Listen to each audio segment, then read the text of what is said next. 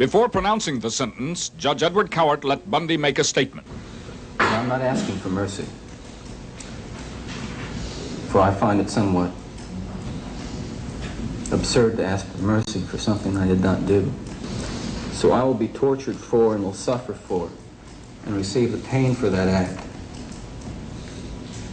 But I will not share the burden for the guilt.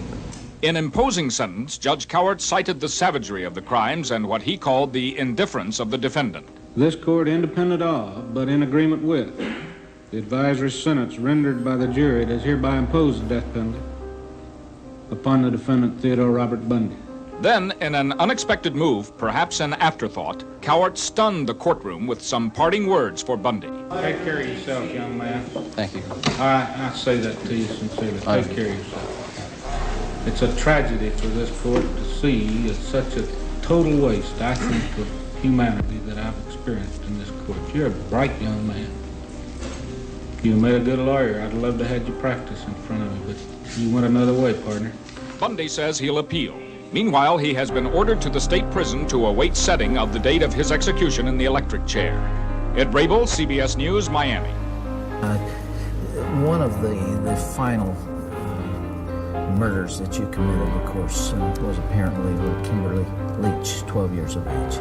I think the public outcry is greater there because an innocent child was taken from a playground. What did you feel after that?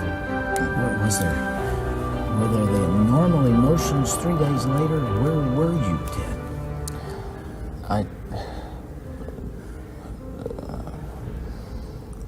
I can't really talk about that right now. It's too painful. I would like to be able to convey to you what that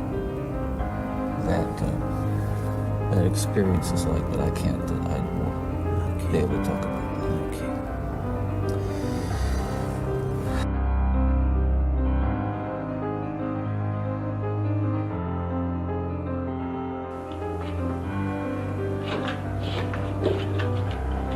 What do we have here, Ken? Let's see. Oh, it's an indictment, all right.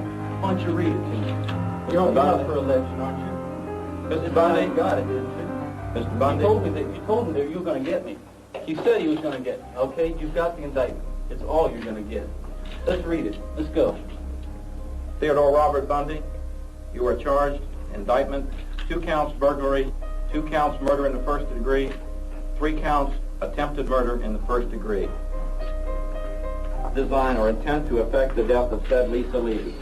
My chance to talk to the press. Contrary to section 78204 Florida statute. I'll plead not guilty right now. And your grand jury...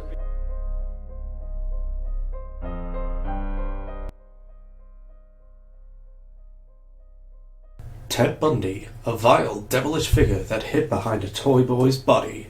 He used the power of his sexual arousal to ultimately lure, seduce, and kill his victims.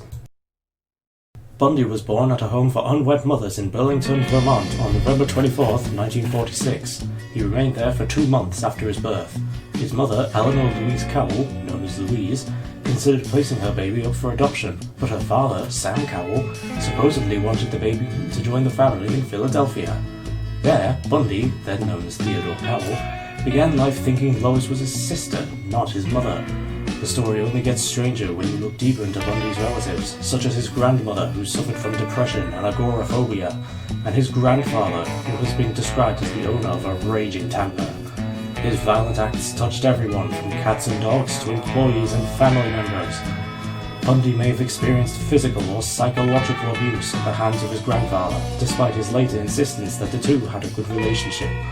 Bundy's behaviour could be seen as a genetic trait, as on at least one occasion his aunt woke up to find her toddler nephew placing knives near her sleeping form. After graduating from university with a degree in law, it only took 2 years after this success in his life that the killings began. Anne Marie Burr was the first victim of Ted Bundy's brutality. She was just 14 years of age when she disappeared on August 31st, 1961, from her home near the University of Puget Sound in Tacoma. 30 people have been confirmed dead due to Ted Bundy's actions, masked by his good looks and unassuming profession. Ted Bundy tried to run away from Utah to Colorado, and what can easily be seen as the most twisted segment to the story was that he had a wife, Carol Ann Boone, from 1979 to 1986, which is roughly the year when the trial against Ted Bundy began. I can't. I'm leaving court. Well, you know, I'm leaving my presence. Good. Then, Bundy, Sam, Bundy. Judge, well, come on. Damn it, Bundy. It's cool. I'm not going to be in the room in the jury box, and I'm not going to do this, and you knew that, Your Honor. Sit down. You know how far you can push me. You want to make a circus? You've got a circus, and you'll have all rain on your parade, Jack. You'll see a thunderstorm. This will not get a patent little drama you will rain. Bundy, sit down. It's not to be a party. You stay and heat and water. You understand?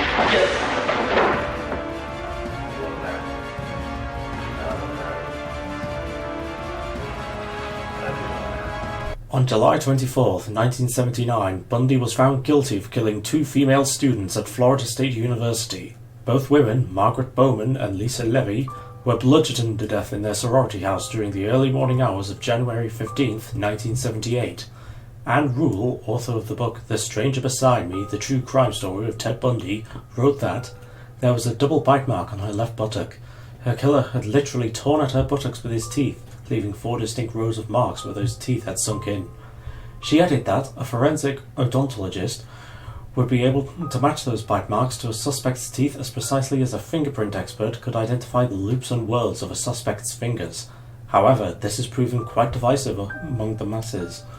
Some argue that, by itself, it's enough to convict Bundy outright, while others suggest that it was more so due to Bundy's sloppier execution on later victims, which led to his conviction. In the end, Ted Bundy is a sadistic sociopath, feeding off of his sexual desires and emphasizing his sexual passion that ultimately led to the damning conviction.